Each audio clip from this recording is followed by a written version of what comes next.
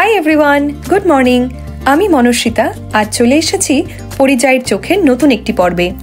শীতের ভোর রাতে উঠে এখন আমরা সোদপুরের শ্বশুর বাড়ি থেকে যাচ্ছি হাওড়া স্টেশনে। এরকম অড টাইমিং হওয়ার জন্য আমরা আগে থেকেই আমাদের পূর্ব পরিচিত এই ড্রাইভার দাদাকে বুক করে রেখেছিলাম। এমনিতে তো উবার বুক করে নেওয়াই যায়, কিন্তু এতটা দূর যাব আর এখনো ভোরের আলোও ফোটেনি, সেই জন্য আগে থেকেই এই ব্যবস্থা। এমন একটা সময় বেশি আগে বেরিয়েও লাভ নেই, আবার যদি উবার বুক করতে গিয়ে দেরি হয়ে যায় সেক্ষেত্রেও সমস্যা, তো সেই জন্যই এই ব্যবস্থা। কাল রাতে আমি আর সৌভিক মোটে ঘন্টা দুয়েকই ঘুমোতে পেরেছি। একে তো আসার পর থেকেই নানা দিকে দৌড়োদৌড়ি চলছেই, আর তারপর কাল রাতে বিয়ে বাড়ি থেকে ফিরতেও অনেকটা লেট হয়েছে, আর সেই সঙ্গে ভোর রাতে উঠে বেরোনোর তাড়া। তো আমরা ঠিক করেছি যতক্ষণ না ভোরের আলো ফুটছে ট্রেনের সিটে বসে যাওয়ার পর দুজনেই একটু ঘুমিয়ে নেব। ভেতরে ঢুকতেই সামনেই রয়েছে যাত্রীদের লাগেজ স্ক্যানিং মেশিন। আজ আমাদের সঙ্গে রয়েছে একটি মাত্র মাঝারি সাইজের ট্রলি ব্যাগ আর দুজনের পিঠে ছোট ছোট দুটি পিঠের ব্যাগ। লাইনে দাঁড়িয়ে একে একে আমরাও আমাদের ব্যাগগুলো স্ক্যান করিয়ে নিলাম। হাওড়া থেকে আমাদের ট্রেন বন্দে ভারত ছাড়বে এনজেপির উদ্দেশ্যে ভোর 5:55। এরপর হাওড়ার জনস্রোত কাটিয়ে আস্তে আস্তে আমরা এগিয়ে গেলাম দাঁড়িয়ে থাকা বন্দে ভারত ট্রেনের দিকে। নির্ধারিত সময়ের অনেকটা আগেই আজ আমরা পৌঁছে গিয়েছি স্টেশনে। রাতে অবশ্য ভালোই হয়েছে, কোনো তাড়াহুড়ো না করে ধীরে সুস্থে ভিড় কাটিয়ে আস্তে আস্তে আমরা এগিয়ে চললাম আমাদের কোচের উদ্দেশ্যে। আর আমাদের কোচটা আজকে পড়েছে একদম সামনের দিকে, ইঞ্জিনের ঠিক পরেই। সিঁড়ি দিয়ে উঠতেই দেখি আজকের খবরের কাগজ একদম রেডি করা আছে ইচ্ছুক যাত্রীদেরকে বিতরণ করার জন্য। অন্যদিকে সবার জন্য একটি করে জলের বোতল গুছিয়ে রাখা হচ্ছে। সুন্দর গদিমোড়া রিক্লাইনিং সিটে বসে এবার আপনাদের চলুন দেখিয়ে দিই বন্দে ভারত ট্রেনের ভেতরের এই কামরাটা। প্রত্যেক যাত্রীর মাথার উপরে যাত্রীদের লাগেজ রাখার জন্য রয়েছে অ্যাম্পল স্পেস, আর প্রত্যেক সিটের সামনে রয়েছে একটি করে ফুড ট্রে। যখন আপনাকে খাবার সার্ভ করা হবে তখন যাতে সেখানে আপনি খাবারের প্লেটটি রেখে আরাম করে খেতে পারেন। বেড়াতে যাওয়ার নামে দুজনেই সবসময় এক পায়ে খাড়া, তাই রাতে মাত্র 2 ঘন্টা ঘুমিয়েও কিন্তু মুখের হাসি একটুও কমেনি, বরং ধীরে ধীরে সেটা চওড়াই হচ্ছে। ভোরের আলো ফুটতে ফুটতে নির্দিষ্ট সময়ে এবার আমাদের ট্রেন এগিয়ে চলতে শুরু করলো। আধো ঘুম আধো জাগরণে মাঝে মাঝে জানলা দিয়ে তাকিয়ে দেখছি আদিগন্ত বিস্তৃত মাঠের উপর ছড়িয়ে রয়েছে হালকা কুয়াশার চাদর। এমনিতে তো শহরের শীতকালে আমরা খুব একটা কুয়াশা দেখতে পাই না, তাই শহর ছাড়িয়ে যখন একটু গ্রাম বাংলার দিকে এগোই শীতকালে এই কুয়াশা দেখলে বেশ ভালো লাগে। ঠিক 6:30টায় আমাদের কামরার অ্যাটেন্ডেন্ট একে একে প্রত্যেক যাত্রীদের দিয়ে দিলেন 1 কাপ করে গরম জল আর একটি ট্রেতে 2টি করে কুকি বিস্কিট আর দুধ চা মশলার একটি সংমিশ্রণের প্যাকেট। সকাল সকাল লবঙ্গ, এলাচ, দারচিনি মেশানো এই গরম গরম চা খেয়ে যাত্রার শুরুটা একেবারে জমে গেল। বোলপুর স্টেশন আসতে না আসতেই 8টা নাগাদ চলে এলো আমাদের ব্রেকফাস্ট। আমরা নিয়েছিলাম ননভেজ ডিশের অপশন। এই অপশনে প্রতিটি ট্রেতে ছিল 2টি করে পাউরুটি, একটি ট্রেতে কিছুটা সেদ্ধ মটরশুঁটি, কিছুটা ভাজা আলু, একটি করে অমলেট আর একটি প্যাকেটে ছোট কুকি বিস্কিট। এছাড়াও ছিল বিভিন্ন প্যাকেটে Amul butter, jam, tomato sauce আর চিনি গোলমরিচের অপশন। খাওয়া দাওয়া শেষ হতে এক ফাঁকে আবার সৌভিক উঠে গিয়ে রেকর্ড করে আনলো চালকের আসন থেকে সামনেটা কিরকম দেখাচ্ছে সেই ভিউ। মালদা আসতেই দৃশ্যপট এবার কিছুটা পরিবর্তন হলো।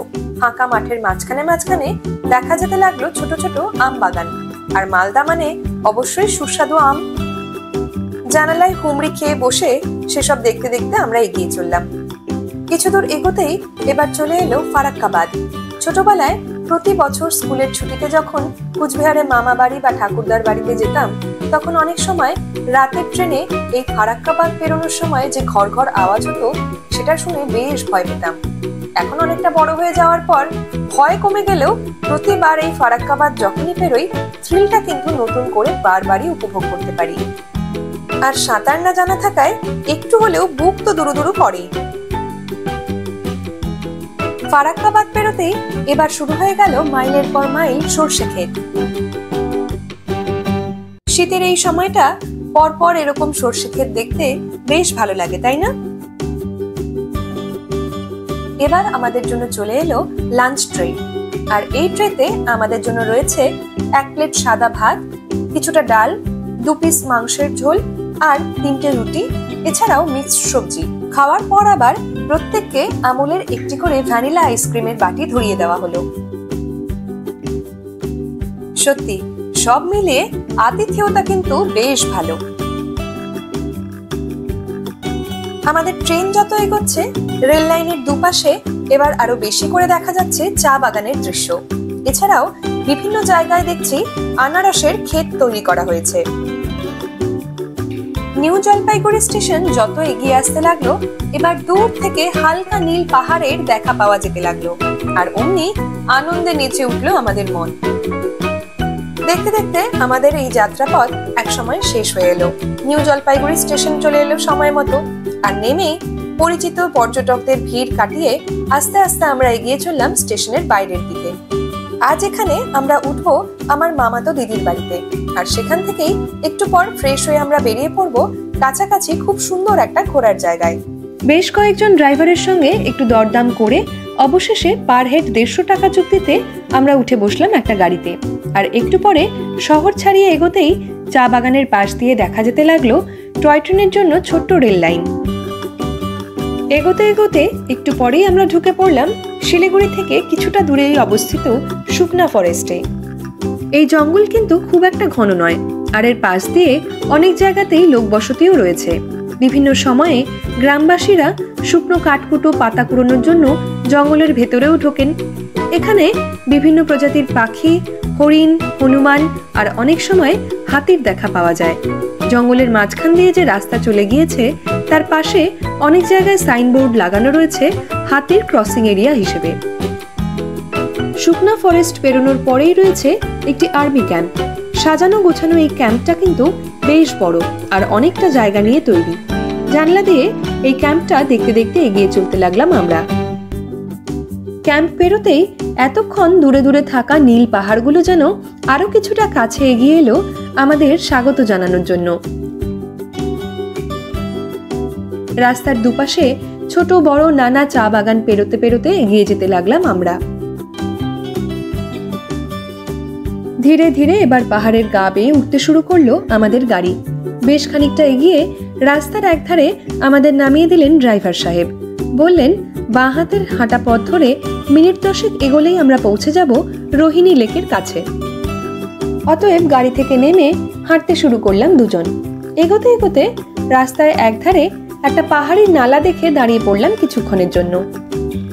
আশেপাশে বাড়িঘর চোখে পড়ছে হাতে গোনা কয়েকটা মাত্র, আর দুপুরবেলা হওয়ায় রাস্তা প্রায় ফাঁকা। বলতে গেলে আমরা দুজনই এগিয়ে চলেছি এই রাস্তা ধরে। তবে এই নালার পাশে এক জায়গায় বেশ কিছু বাঁদর কিন্তু বাঁদরামি করে চলেছে। ওদের থেকে সাবধানে খানিকটা দূরত্ব মেনটেন করে একটু ছবি তুলে আমরা আবার এগিয়ে চললাম লেকের দিকে। রাস্তা ধরে চলতে চলতে এক বাড়ির বাগানে হঠাৎ চোখে পড়লো নাম না জানা উজ্জ্বল লাল রঙের বেশ কয়েকটা ফুল। দেখে ছবি তোলার লোভ আর সামলাতে পারলাম না। একটু পরে আমরা পৌঁছে গেলাম রোহিণী লেকের এন্ট্রি গেটে। সেখানে এন্ট্রি ফি দিয়ে আমরা এগিয়ে চললাম লেকের দিকে। একটু এগোতেই আমাদের চোখে পড়লো বেশ কয়েকটা গাড়ি। দেখেই বুঝতে পারলাম দার্জিলিং এর দিকে যাওয়ার পথে বেশ কিছু পর্যটক এখানে নেমেছেন এই লেকটা দেখার জন্য।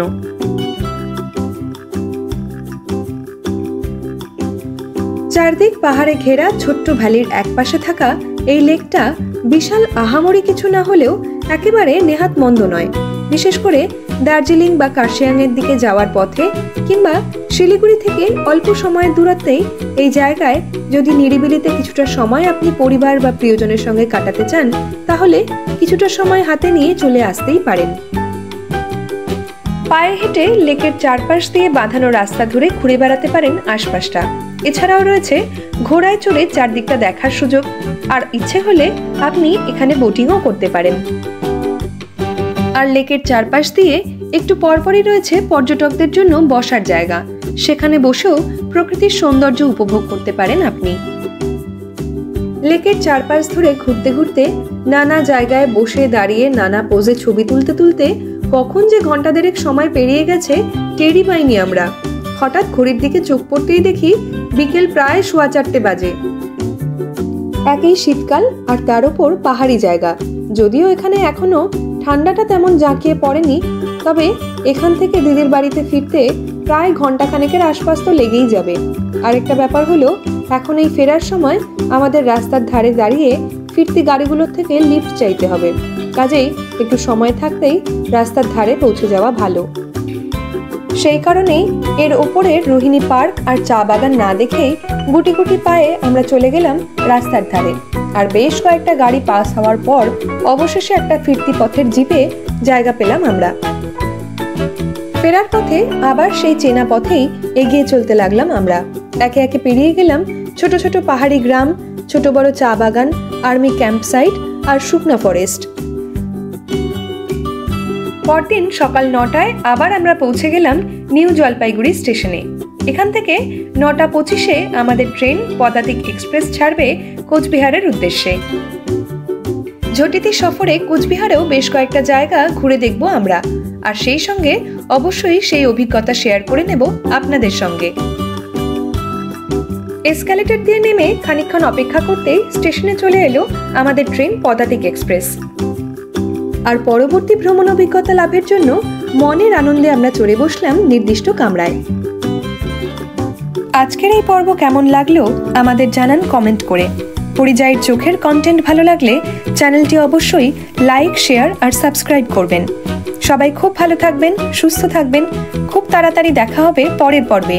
Until then, tata.